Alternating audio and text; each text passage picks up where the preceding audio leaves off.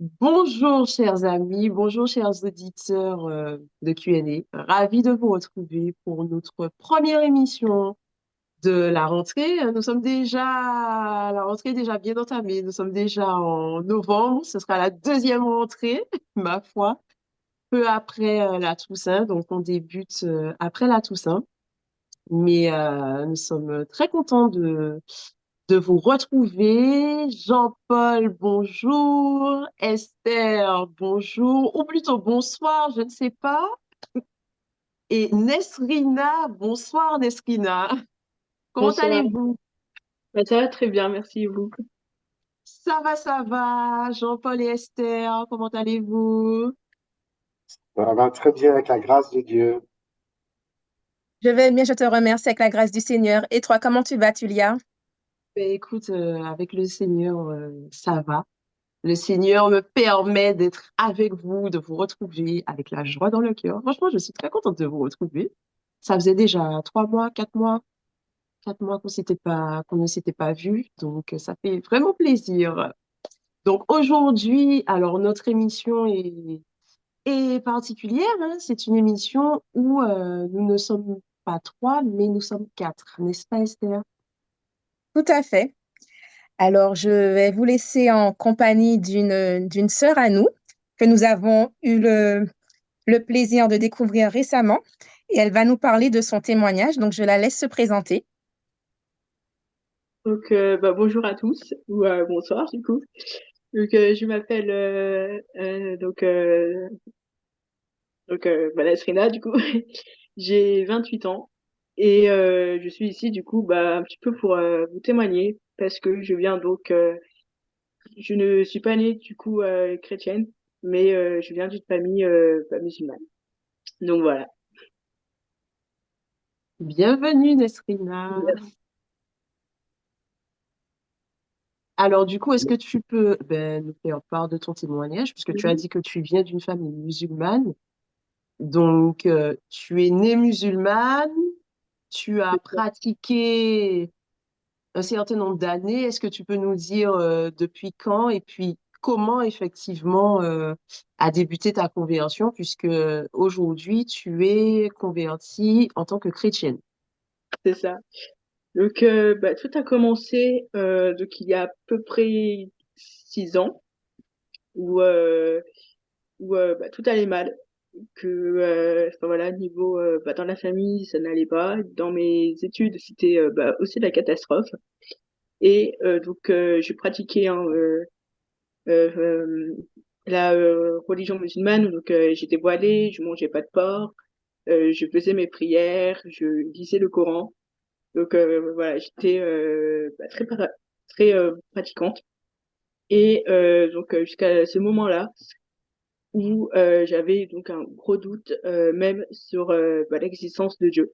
Je me suis dit que Dieu ne peut pas être là, qu'il n'est pas là, que Dieu c'est un mythe, enfin clairement.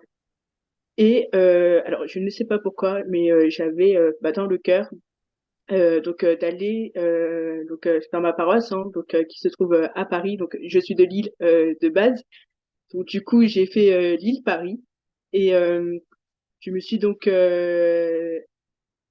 oui être en face en fait d'un saint qui s'appelle Saint Charbel, qui est un saint que j'aime énormément. Et je lui dis écoute, je ne suis plus musulmane, je ne suis pas chrétienne du coup, je ne crois plus en Dieu.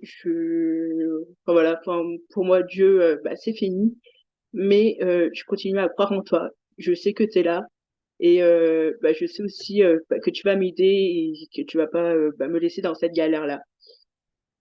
Et quelques mois plus tard, j'ai fait un songe, un rêve. Et c'était ce saint-là, Saint Charbel, qui me mettait un voile blanc. Et juste à côté de lui, en fait, il y avait une croix. Et là, pas, je me suis pas posé de questions. Je me suis dit, ok, c'est la réponse à ma prière. Je demande le baptême. Enfin, voilà, je convertis, je demande le baptême. Et je sais que que Dieu est là finalement et voilà, je veux être chrétienne en fait. Donc voilà, et là ça fait depuis 4 ans et demi, enfin voilà, que je suis baptisée.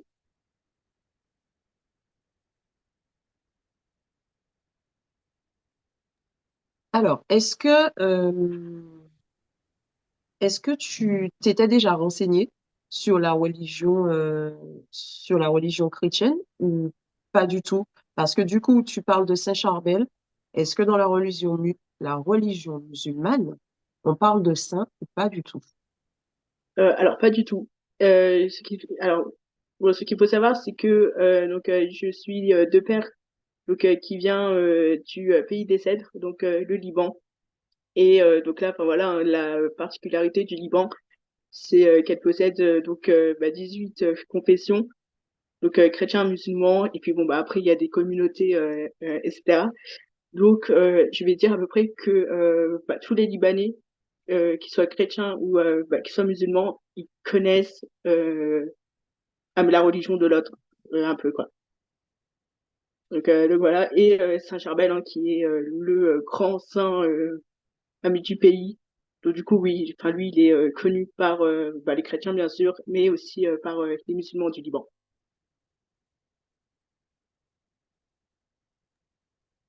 Alors, merci beaucoup pour ton magnifique témoignage. Tu as aussi cité plusieurs fois le voile. Donc, est-ce que tu as laissé de côté le voile ou portes-tu encore le voile? Alors, je le porte généralement pendant la messe. Enfin voilà, je le porte pendant la messe, quelquefois comme ça. Donc on va dire que je l'ai un petit peu laissé, mais oui, dans une autre manière en fait. Enfin voilà, c'est pas le voile musulman, c'est plus par rapport le fait, enfin voilà, bon bah de respecter Dieu, etc. quoi.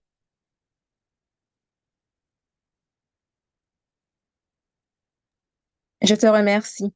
Mais c'est vrai que ce que tu dis est assez parlant parce que nous aussi, enfin, normalement dans la Bible, on nous parle beaucoup de se couvrir la tête, nous en tant que femmes. Et c'est vrai qu'avec bon, les années, avec les différentes modes, peut-être aussi qu'on a tendance à oublier, à le mettre de côté. Mais le simple fait que tu aies parlé de ça plusieurs fois, je me suis dit, ah, mais c'est vrai, dans la Bible chrétienne, catholique, les femmes aussi, elles étaient voilées, les juives aussi, elles étaient voilées. J'ai quand même une référence dans 1 Corinthiens, au chapitre 11, verset 13. Il y avait une question qui était posée, est-il convenable que la femme prie Dieu la tête découverte? Et là, tu annonces quand même quelque chose, car même si tu ne le mets plus quotidiennement, tu mets ton voile pour pouvoir prier le Seigneur, pour pouvoir enfin, respecter ce qui est dit, à la fois dans le Coran enfin, le livre sacré que tu lisais par rapport à ton ancienne vie, et aussi la Bible, puisque maintenant tu dis que tu as fait ta conversion. Donc, et comme tu as parlé d'une croix et du voile, je me suis dit, ah, c'est vrai, tu parles de voile plusieurs fois, c'est assez intéressant. Ben, merci à toi de nous rappeler qu'il faut que nous soyons, enfin, nous nous couvrons la tête, en tout cas, lorsque nous prions, comme le dit la Bible. Merci. Alors, j'avais une question à poser à Nesrina qui me brûle les lèvres. Et j'ai beaucoup aimé ce qu'elle a expliqué, à savoir qu'il y a 18 confessions différentes au Liban et quelque part, tout le monde connaît à peu près la croyance de tout le monde. Ça, c'est extraordinaire. Déjà, ça veut dire qu'il n'y a pas d'étanchéité entre les communautés. Et c'est, à mon avis, la base déjà d'un dialogue et d'une coexistence pacifique. Et à ce titre-là, est-ce que vous connaissez la Vierge Marie également, notamment en tant que musulman? Parce que je me suis laissé dire que les musulmans auraient une dévotion pour la Vierge Marie. Alors, est-ce que tu peux nous en dire plus à ce sujet? Oui, alors tout à fait. Oui, et bon bah d'ailleurs, hein, on a Notre-Dame du Liban, qui se trouve au nord du pays en fait. Et oui, elle est visitée par beaucoup de musulmans. Et oui, puis on a aussi dans le Coran, dans Sourate 4, qui est en fait une sourate dédiée à la Vierge Marie, Médiam en arabe. Alors, moi, je trouve ça vraiment extraordinaire, hein. finalement, si un jour on doit arriver de la réconciliation entre chrétiens et musulmans, ben, on sent bien que ça ne pourra se faire que par Myriam. La C'est ça. base est déjà posée, hein, donc ça me remplit d'espérance qu'un jour on finira cette confrontation, en tout cas pas pour tout le monde, mais pour certains, cet antagonisme hein, qui n'a pas lieu d'être, puisque finalement on voit bien qu'il y a une base, et la base c'est la mère, la maman, donc c'est quand même fondamental. Mais bon, cela c'est une pensée, une réflexion. En tout cas, ta présence parmi nous, Nesrina, montre déjà quelques prémices justement de cette réunification possible, hein, probable dans les temps à venir. Espérons du coup. Ouais. Ouais. Alors, comme tu as parlé de maman, notre maman du ciel, alors moi, je ferais un petit parallèle sur ta maman terrestre. Comment tes parents ont-ils pris le fait que tu changeais de religion et puis bah, notamment ta mère? Comment ça a été perçu dans ton entourage, donc que ce soit tes parents, frères et sœurs, je ne sais pas si tu as des frères et des Ouais. sœurs, J'ai deux frères. frères et sœurs, en tout cas l'entourage proche et même les amis aussi. Alors, bah, concernant ma famille, ça s'est très bien passé. Et bah, c'est d'ailleurs aussi enfin, pour ça que bah, je suis bah, sur les réseaux sociaux et que j'ose à me parler avec, oui, avec foi et peut-être parfois un peu trop ferme. Mais oui, ça s'est très très bien passé parce que oui, alors j'ai pas été élevée donc bah, dans la religion. J'ai été élevée, enfin voilà, si je veux être chrétienne, bouddhiste, athée, bah, c'est mon choix. Et tant que tu es heureuse et tant que tu respectes l'autre, c'est le principal. J'ai mes parents qui ne sont pas pratiquants, mes frères encore moins. Donc non, ça s'est très très très bien passé. Donc voilà, niveau concernant mes amis, bah, ça s'est bien passé aussi. Que ouais, enfin voilà, que ça soit enfin des deux côtés, donc amis musulmans et amis chrétiens, ça s'est très, très bien passé aussi. Que voilà, j'ai cette chance là que beaucoup, voire la plupart bah, de convertis malheureusement n'ont pas.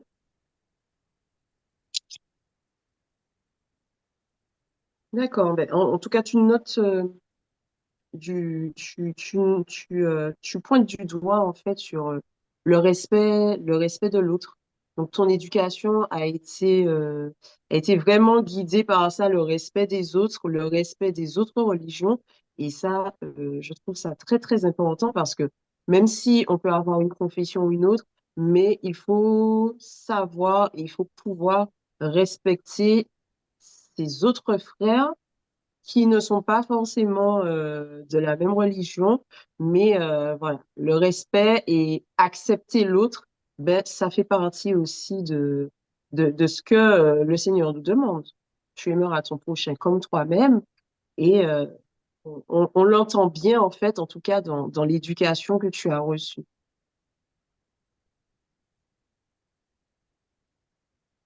Esther, tu voulais partager? Non, pas pour le moment. J'attends que j'ai d'autres questions qui me viennent en tête. Merci. Euh, alors, tu as parlé de Saint-Charbel et je vais revenir dessus. Parce que j'ai l'impression que ce saint, il t'accompagne au quotidien. Donc, est-ce que tu peux nous en dire plus sur ce saint à qui tu as fait appel, hein, à qui tu as fait appel au début de ta conversion, en tout cas lors des prémices, et tu nous disais effectivement que les Libanais connaissaient ce saint. C'est ça, c'est donc un grand saint donc, bah, du pays des Cèdres. Hein, c'est ouais, on peut dire bah, que c'est le saint patron donc bah, du pays. Donc c'est un saint de l'ordre donc des maronites de rite. Alors, pardon. Oui, alors de l'ordre donc des maronites, enfin libanais. Et et voilà, c'est un saint qui a vécu durant 23 ans dans une grotte. et enfin voilà, qui était complètement ivre de Dieu. D'ailleurs, son prénom donc, veut dire ivre de Dieu en langue araméen. Et ouais, enfin, voilà, c'est un saint qui fait beaucoup, beaucoup, beaucoup de miracles. Il y a le Vatican qui a dit hein, que c'est le saint qui continue à faire le plus de miracles. Et, voilà, très, très aimé par toutes les personnes du pays des Cèdres, mais aussi beaucoup, par exemple, au sud d'Afrique, au Mexique aussi, qui a eu, donc, il n'y a pas longtemps, une statue donc, de Saint-Charbel. Donc, voilà, il est un petit peu partout. On n'est pas obligé d'être du Liban pour le prier, pour lui demander des choses. Voilà, c'est un saint catholique avant tout. Donc voilà, il est pour tout le monde. Il est pour les Libanais, mais aussi pour les autres.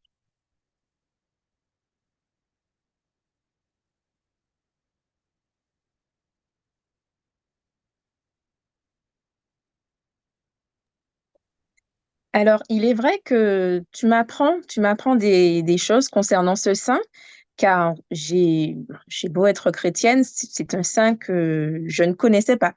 C'est vrai que nous avons énormément de saints et je trouve ça intéressant de découvrir de nouvelles choses, d'apprendre beaucoup plus sur notre foi grâce à des frères et des sœurs qui ont été touchés aussi par le Saint-Esprit et qui peuvent témoigner de cela.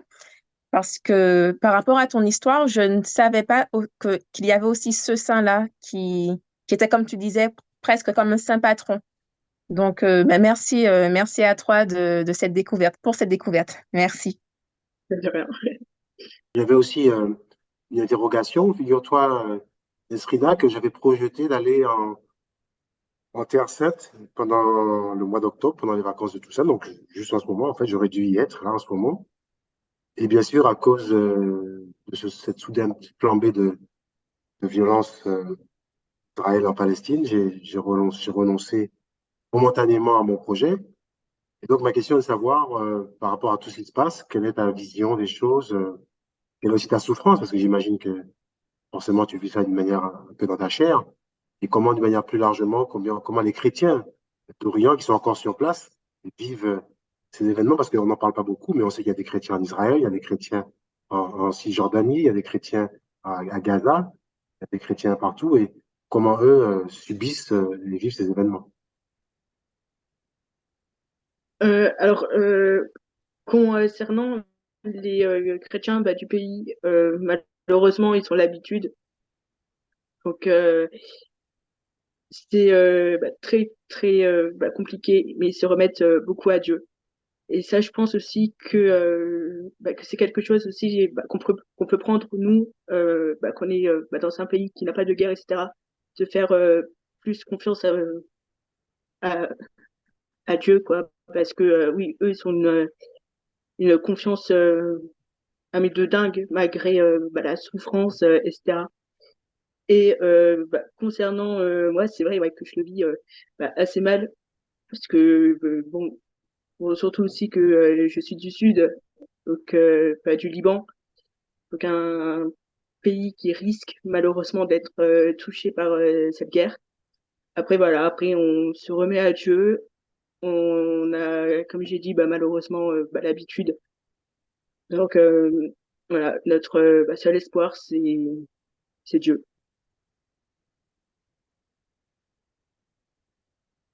Donc, je crois que ce que tu dis est extrêmement puissant, puisque tout à l'heure nous parlions justement de la situation de l'Église catholique dans le monde, notamment en France, en Europe, et on se disait qu'elle vivait des moments difficiles. Et toi, tu donnes une réponse extraordinaire de bon sens et de foi qui dit, ben voilà, dans tous ces événements, la foi en Dieu doit permettre de passer des preuves, même si elle n'est pas facile, mais il n'y a pas de raison de désespérer. Et c'est un petit peu ça, je crois, qui revigore un petit peu notre énergie à nous, c'est de savoir que oui, effectivement, j'ai raison. Si on s'en remet à Dieu, de quoi devrions-nous avoir crainte? Hein, comme dit le psaume, qu'il en tombe 1000 à ma droite, 10 000 à ma droite, je reste stable. Je n'ai rien à craindre. Donc, merci Nesrina de nous rappeler ça, hein, parce que ceux qui vivent la persécution au quotidien, eh bien, finalement, eux, ils ont compris que dans la foi, eh bien, on est réellement sous une sainte protection et que on peut continuer à vivre et à espérer, quoi.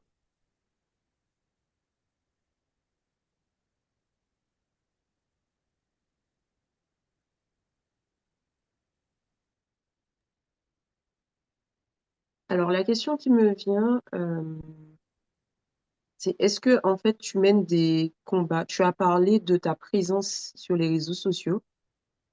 Et est-ce que tu mènes des combats pour tous ces chrétiens qui sont persécutés ou aussi pour les, les personnes de foi musulmane qui, euh, qui auraient vécu une conversion au christianisme? Est-ce que tu mènes des combats à ce niveau ou d'autres d'ailleurs? Alors, il y a plusieurs combats. Euh, déjà, bon, bah, le premier à qui je pense bah, tout de suite, c'est aux personnes qui se disent bah, qui sont musulmans. Et enfin, voilà, bon, bah, je reçois bah, plein de commentaires hein, qui me disent bah, que je n'ai jamais été musulmane, bah, que je suis mécréante, que je vais brûler en enfer, que Dieu bah, n'est pas fier de moi, etc. J'ai aussi d'autres combats de la part des personnes aussi bah, qui se disent du coup de confession bah, chrétienne, qui me disent ouais qu'il faut que je parle moins enfin, mais de mes origines, qu'il faut que j'ai leurs pensées, etc. Donc j'ai plusieurs combats. Euh, c'est pas facile. Après, bon bah je sais aussi hein, que ma présence bah, sur les réseaux sociaux, de toute façon, ça n'allait pas être tout rose. Et bah, c'est pour ça aussi bah, que j'ai décidé de faire ça. Et surtout parce que, enfin voilà, enfin moi c'est ma cible, c'est les convertis.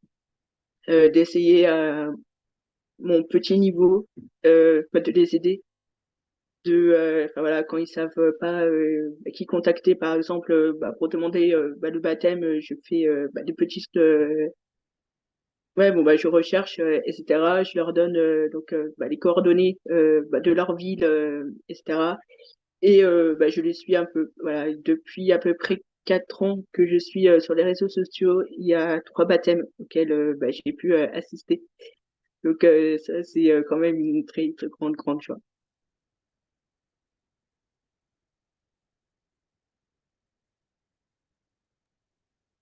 D'accord. Merci Seigneur. Merci Seigneur pour ces belles grâces qu'il permet. Et est-ce que tu te fais accompagner, parce que ce n'est pas évident, ce n'est déjà pas évident d'être sur les réseaux sociaux, enfin, peu importe le domaine dans lequel on est, on reçoit des attaques, mais bon, encore plus quand il s'agit de religion, quand il s'agit de foi et d'afficher sa foi et sa croyance en Dieu, c'est encore plus difficile. Est-ce que tu te fais aider, soit par des religieux, des prêtres, justement pour ne pas tomber du côté obscur, hein, je dirais, de la barrière? Parce que c'est vrai qu'en voulant aider, en ayant effectivement une noble cause, on peut se retrouver du côté obscur. Et en disant ça, enfin, c'est marrant, je pense à Saint Paul. Je pense à Paul qui, au nom de Jésus, se permettait de faire des choses atroces jusqu'à ce que réellement le Seigneur puisse lui ouvrir les yeux. Alors oui, c'est vrai qu'il y a bah, des moments oui où clairement hein, on a envie de traiter enfin des personnes etc. Bon parce on est des simples gens enfin voilà enfin des simples personnes donc ouais on peut être très très vite tenté d'être dans le côté obscur mais j'ai cette grâce donc du coup d'avoir un père et que bah, quand ça va pas, etc., je fais SOS papa spirituel. Et quoi me dire, il me dit prie, il me dit enfin, voilà de prier, que c'est pas grave, ouais, que le Seigneur est là, etc. Donc oui, je suis très très bien accompagnée par voilà maintenant celui qui me connaît depuis même bien avant mon baptême, parce qu'il m'a connue musulmane. Donc voilà, oui, j'ai cette chance, enfin cette grâce plutôt de l'avoir. Alors, moi, je voudrais savoir, depuis ta conversion, tu n'as jamais eu de regret finalement d'être chrétienne parce que moi qui suis née, qui ai grandi dans la foi catholique, je vais pas te mentir, hein, des fois, je trouve que c'est lourd. Des fois, j'ai pas envie, tout simplement. J'ai la flemme, voilà. J'ai pas envie d'aller à la messe, mais c'est pour des raisons diverses et variées.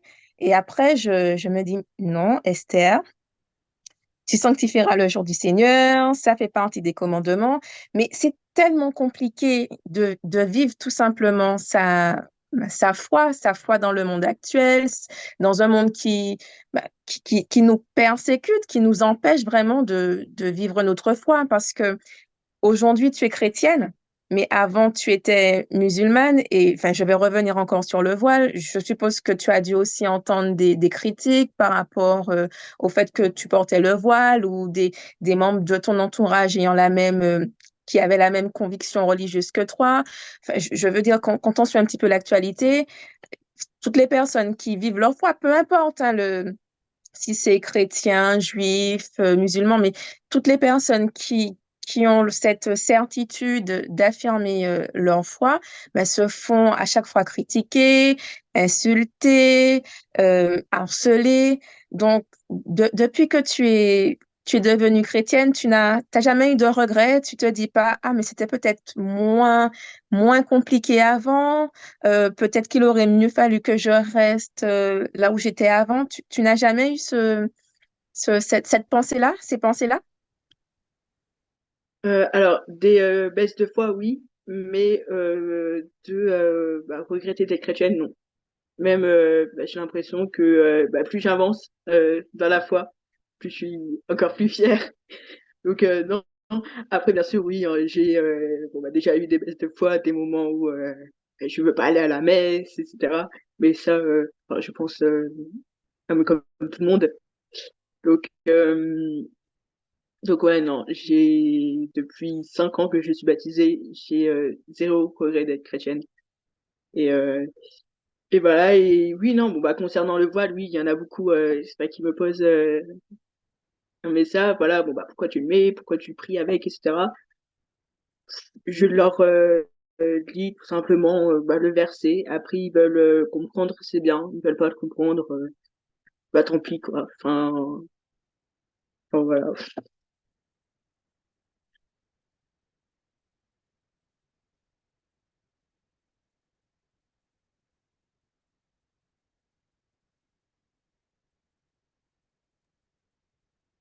Jean-Paul, aurais-tu une question? Oui, alors j'ai encore plein de questions, hein, parce que Vas-y. vraiment, l'expérience de Nesrina n'est pas banale du tout, hein, elle interpelle.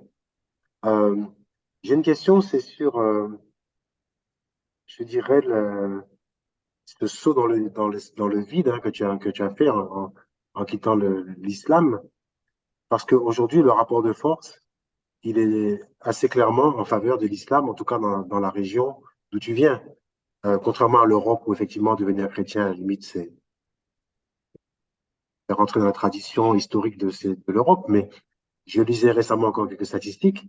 On estime que les chrétiens d'Orient sont environ 60 à 80 millions sur plusieurs millions d'individus qui sont d'une autre confession. Donc, quelque part, comment vit-on le fait qu'on bascule dans la minorité? Parce que c'est ce qui s'est passé en devenant chrétienne, tu as basculé dans la minorité, en tout cas dans ta région. À l'échelle mondiale, rassurez-vous, les chrétiens sont encore en majorité. Nous sommes à peu près 2,6 milliards de chrétiens dans le monde contre 2 milliards de musulmans. Donc, on reste encore une religion majoritaire.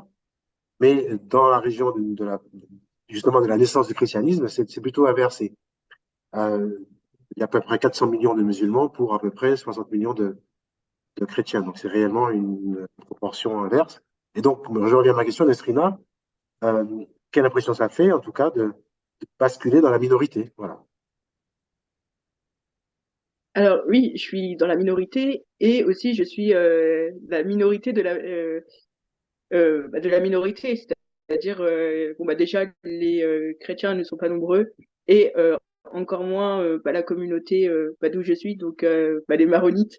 Donc, du coup ça fait double oui ça, enfin voilà après oui bon bah comme tu l'as dit c'est le berceau du christianisme. On a une grande histoire. On a par exemple Tyr, on a par exemple les cèdres aussi qui sont cités dans la Bible et qui est dans mon pays d'origine. Donc, il y a cette fierté-là, je dois l'avouer. Donc, voilà, je pense que le plus important, c'est pas le nombre, c'est être dans la vérité. Donc, non, je le vis pour le moment assez bien. Et ouais, peut-être aussi ma présence aussi, ouais, bon, sur les réseaux sociaux, de pouvoir parler justement de ces communautés-là que beaucoup ne savent pas grand-chose, mais de pouvoir partager, etc., c'est que du bonheur. Parce que bon, je vois après des commentaires qui me disent ah ouais, bon, je connaissais pas ça, je connaissais pas ceci, cela. Et ouais, ça me fait juste trop plaisir qu'il y a des personnes qui peuvent se connecter à la source même. Tes réponses sont toujours très fortement appuyées sur la parole de Dieu, hein. Et ce que tu as dit là encore, on le retrouve. Que tu dis, mais oui, c'est pas la quantité qui compte. Effectivement, dans les prophéties d'Israël, souvent il est dit qu'il ne restera que le petit nombre. Pas d'inquiétude, tu as raison. C'est pas toujours simple d'être le petit nombre, mais quand on sait la puissance qui nous habite, on sait que on est indestructible avec la puissance de Dieu, tout à fait. Merci de nous revigorer. Non, et puis après, enfin, voilà, bon, moi, je vais encore être sur la parole de Dieu. C'est bon, on est persécuté, c'est écrit. Donc, à toutes ces persécutions, on peut dire qu'une chose, c'est Amen. Enfin, tout simplement. Puissions-nous accepter aussi dans nos églises occidentales d'être persécutés parce que la chorale ne peut plus chanter ou que le prêtre ne collabore pas comme on voudrait avec nos projets. Voilà. Puissions-nous prendre du recul et accepter cette petite persécution qui ne sont que le début finalement, hein, d'une préparation à des persécutions beaucoup plus violentes, beaucoup plus vitales. Voilà. Merci de En tout cas, c'est vrai. Ce que tu disais par rapport aux personnes qui te disent qu'elles apprennent beaucoup, ben, moi, je vais te dire que en allant sur ta page, j'ai appris des choses. Donc ta présence sur les réseaux n'est pas. Sois rassuré, hein, tu as ta place, tu as ta place sur les réseaux.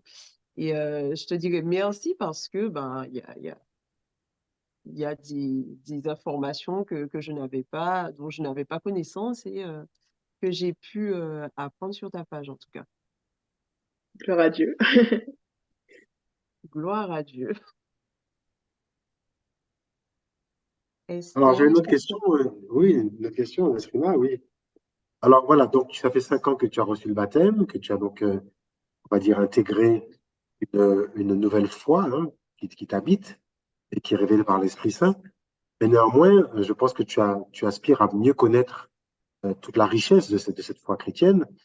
Donc, est-ce qu'à ce titre-là, tu suis des cours de théologie? Est-ce que tu t'es inscrite à une université ou parce que je sais que tu es avide non seulement de connaissances, mais voilà, d'explorer un petit peu tout ce domaine. Est-ce que tu as un coach, enfin quelqu'un qui t'initie à rentrer dans les grands mystères de la foi chrétienne qui sont pas toujours évidents? Bien, voilà, est-ce que tu en es resté à juste cette rencontre avec le Seigneur? Comment ça se passe? Alors, je suis en quatrième année donc de théologie du Moyen-Orient, donc à l'Institut des chrétiens d'Orient, qui existe depuis maintenant 4 ans, et donc aidé par Œuvre d'Orient. Et voilà, et j'apprends vraiment beaucoup de choses, malgré que je sonne chrétienne d'Orient, j'apprends tous les jours sur mon propre rite, sur aussi les autres rites. Donc, Donc oui, apprendre et je pense que même toute une vie n'est pas assez tellement que notre foi est belle, euh, mais compliquée aussi et riche. Eh bien, vraiment, je t'encourage, hein, parce que, effectivement, comme tu dis autrefois, elle a une richesse extraordinaire. Ça fait plus de 2000 ans qu'elle progresse. Et elle a écrit énormément de choses. Elle a découvert énormément de choses. Et c'est vrai qu'il faut du temps, il faut toute une vie, hein, pour essayer de tout comprendre, en tout cas de comprendre l'essentiel. Et c'est vraiment remarquable que tu sois justement dans ce cursus universitaire, hein, théologique.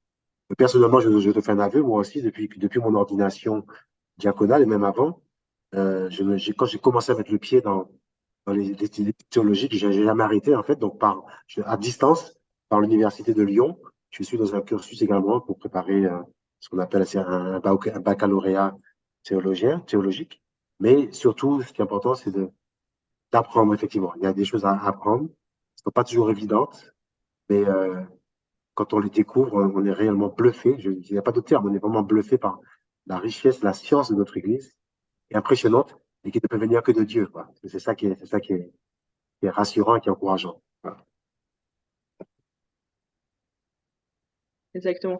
Et c'est aussi, ouais, bon, moi je fais un petit peu aussi, comment dire, ce lien-là entre un, un couple qui souhaite, comment dire, se marier plus tard. Il faut qu'il,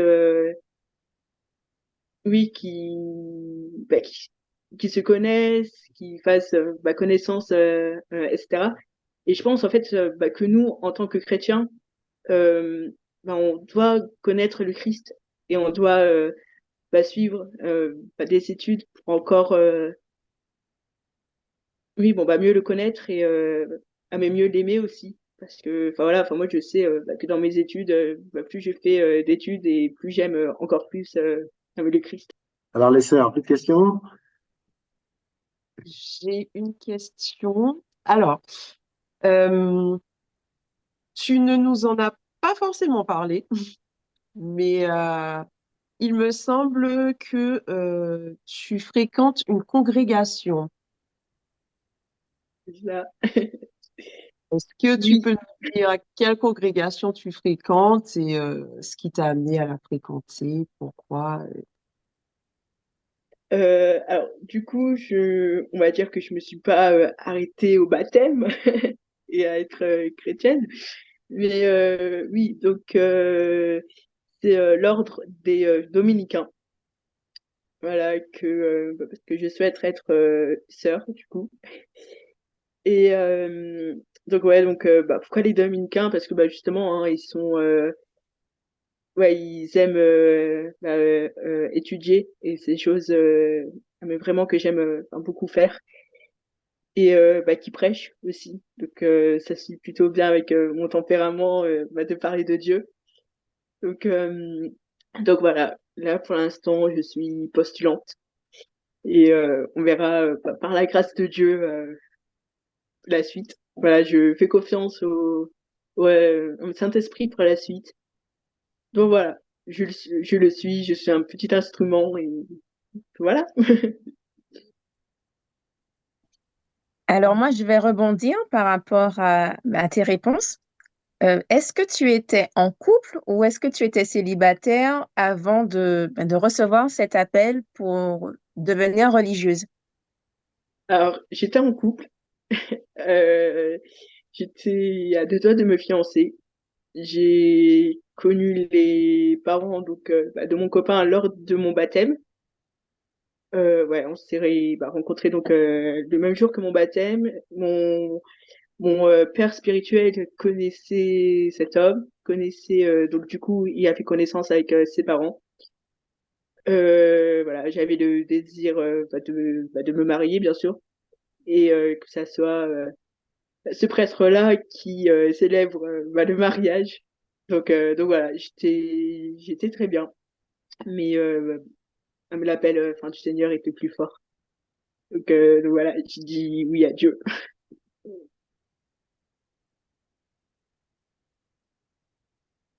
Ah oui. Je te remercie beaucoup.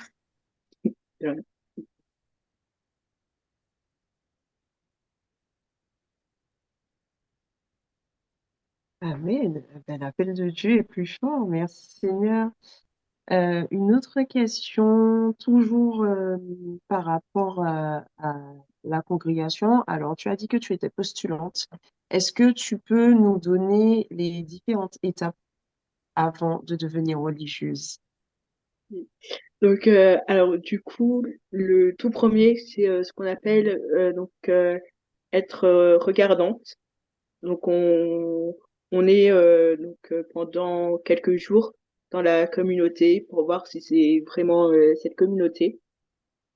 Ensuite, si c'est ça, la personne qui souhaite être dans les ordres envoie une lettre à la prieure.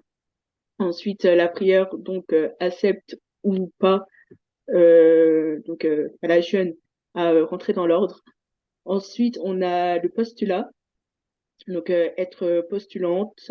On garde l'habit civil, on garde encore notre carte bleue, etc. quoi. On est à 1000 livres encore. Donc voilà, donc ça dure. En tout cas pour ma part, ça dure 6 mois. Ensuite, on a ce qu'on appelle le noviciat. Donc, c'est là qu'on reçoit le prénom de sœur et qu'on reçoit l'habit de la communauté. Donc, noviciat pendant 2 ans. Ensuite, on a ce qu'on appelle les vœux temporaires pendant 5 ans. Alors, c'est tous les ans pendant 5 ans. Donc, en gros, hein, qu'on dit nos 3 vœux. Donc, chasteté, obéissance et pauvreté. Et au bout des 5 ans, on a ce qu'on appelle des vœux perpétuels que là, cette fois-ci, on dit à la prière qu'on est sœur toute la vie. Voilà.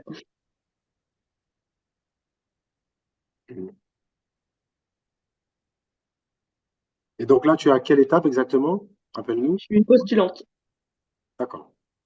Euh, voilà. Ça fait 1 mois.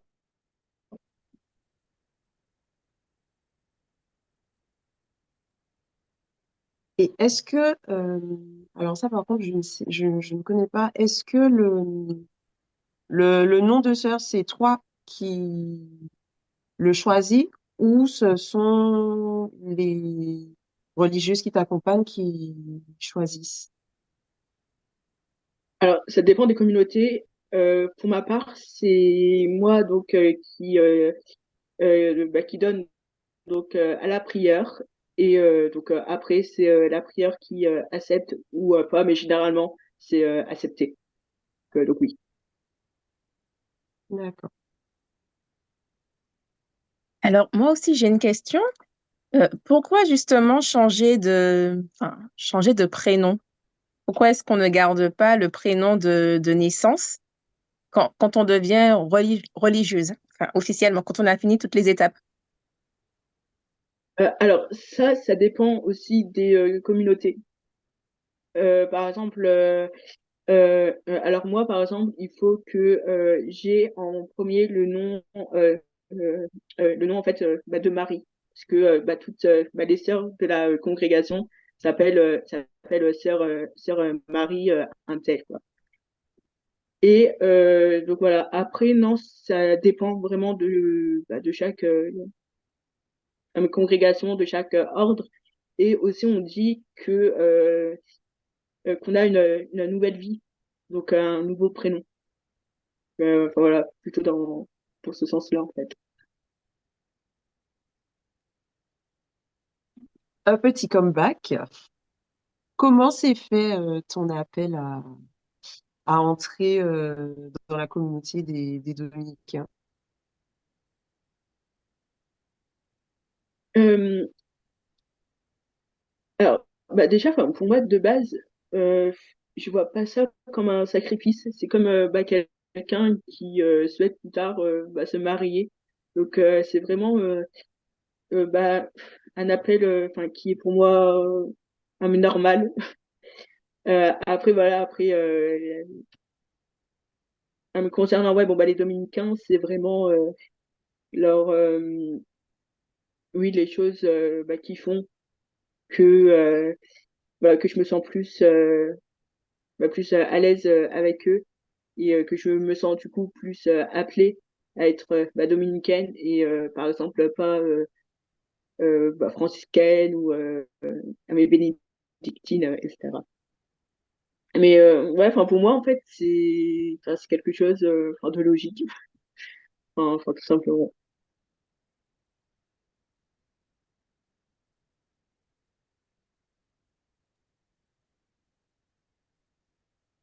D'accord. Alors, quand on sait que, là, tu dis que c'est quelque chose de normal, comme ça a été normal à un moment, en tout cas au début, avant ta compréhension, que tu sois en couple et que tu sois fiancé sur une démarche de mariage. Clairement, donc c'est venu à toi, ça c'est venu à toi dans le plus grand des calmes, en toute Alors simplicité. au tout début, j'avais peur quand même, dans le Mhm. sens où je me suis dit, non, là, tu te fais un délire. Moi, sœur, c'est mort. Voilà, j'ai pas la tête à être une sœur. Donc non, oui, voilà, moi, pour moi, c'était juste parce que, bon, je suis nouvellement, comment dire, ouais, bon, dans la foi, bon, qu'il me faut encore des années, etc. Et avec le temps, je me suis rendu compte que, en fait, non, être sœur, c'est normal, en fait. Donc oui, on n'a pas d'enfants plus tard, on ne fonde pas une famille, mais nos enfants plus tard, c'est des enfants avec qui on va parler, avec qui on va transmettre la foi. Voilà, moi, pour moi, c'est pas seulement, oui, être mère, c'est plus le fait de porter un enfant, non, c'est encore plus que ça, c'est donner des valeurs, etc. Et une sœur, un prêtre même, voilà, peut être père aussi dans le sens qui transmet la foi. Et moi, je le vois très bien aussi avec mon père spirituel.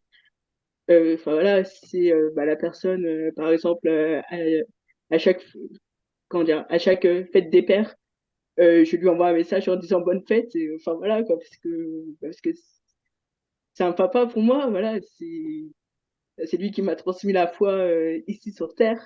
Donc voilà. Et du coup, comment ont réagi les membres de ta famille? Parce que effectivement, tu as connu quelqu'un, tu étais fiancé. Si tu as rencontré la famille de ton ex-fiancé, c'est quand quelque part, enfin, il y a eu la réciprocité. Alors, de passer du stade où, tu vois, tes parents, ils sont quand même préparés aussi cet engagement. Ah ben finalement ma fille elle va pas se marier, ma sœur ne va pas se marier, elle va devenir religieuse. Comment est-ce ils ont accueilli cette nouvelle?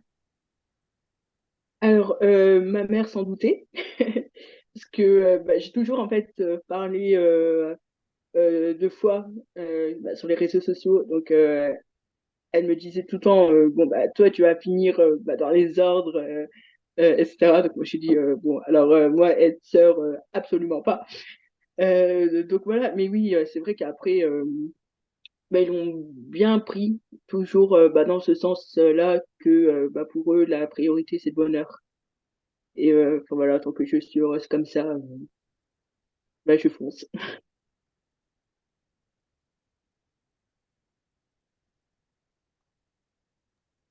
Merci beaucoup hein, pour ce magnifique témoignage de foi.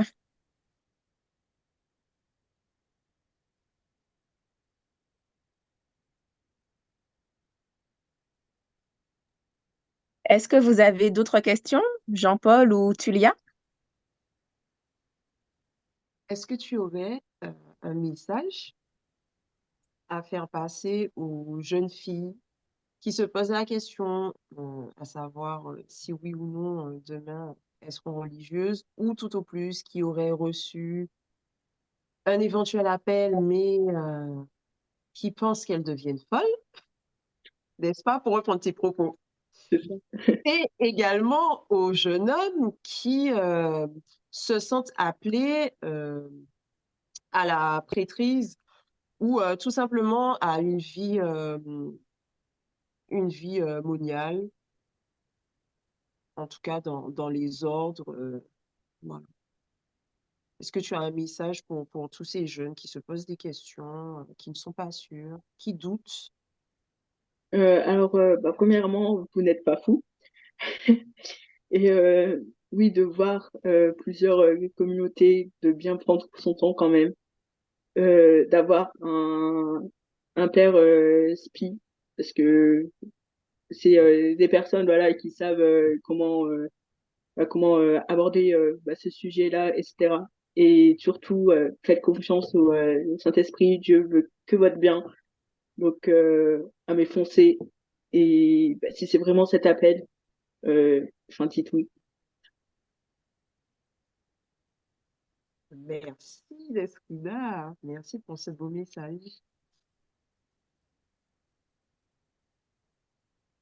Et justement, Nesrina, est-ce que par rapport au retour que tu as sur les réseaux, est-ce que tu penses qu'il y a beaucoup de jeunes hommes, de jeunes femmes qui seraient attirés par les ordres?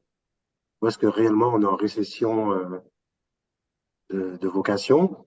Comment tu vois ça?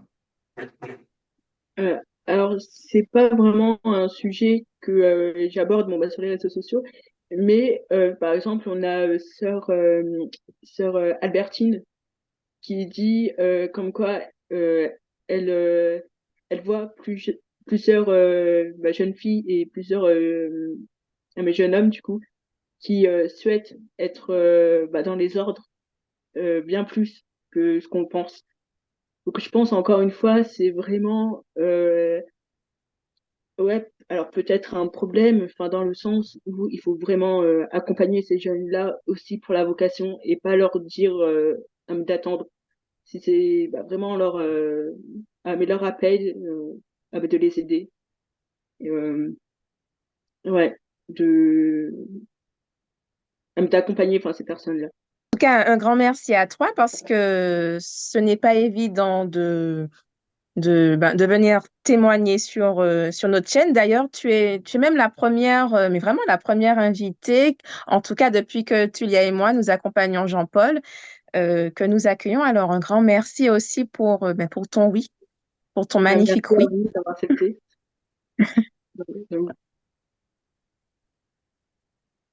Non, mais pleinement, je rends grâce à Dieu pour ce témoignage très enrichissant.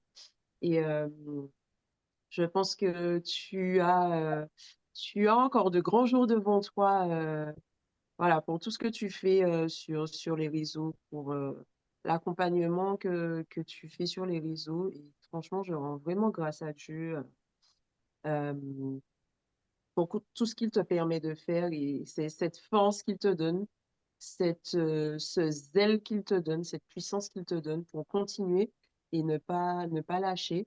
Et, euh, et puis, je dirais aussi à tous ces jeunes qui, euh, qui sentent voilà, que Dieu les appelle dans leur cœur, soit à devenir religieuse ou à la prêtrise, à entrer dans les ordres, ben, franchement, n'hésitez pas, faites-vous accompagner. Comme tu l'as dit, faites-vous accompagner et ne restez pas seul. N'écoutez pas non plus ce que le monde a à vous dire, hein, parce que ce qui est dit dans le monde n'est pas forcément très gentil, hein.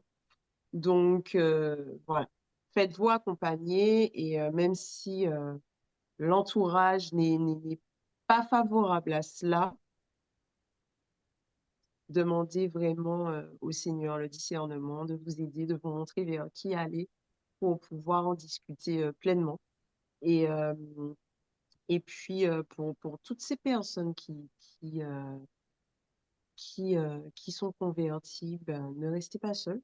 Ne restez pas seuls parce qu'un chrétien seul, c'est un chrétien en danger. Voilà. Tu as parlé d'accompagnateur, de guide spirituel. Ayez un guide spirituel, un accompagnateur pour vous aider, pour continuer parce que en vrai, ce n'est que le début. Ce n'est vraiment que le début. La conversion, c'est le début. On ne se convertit pas une fois, mais on se convertit toute la vie. Et ton témoignage nous le montre bien, en fait, nous montre bien ce cheminement, tu vois, que tu as et cette soif aussi de vouloir connaître le Christ et on ne le connaîtra jamais assez. Donc, voilà, la conversion, enfin, ce n'est que le début du chemin, si je puis dire, du chemin pour suivre le Christ. Donc, ne restez pas seul, faites-vous accompagner.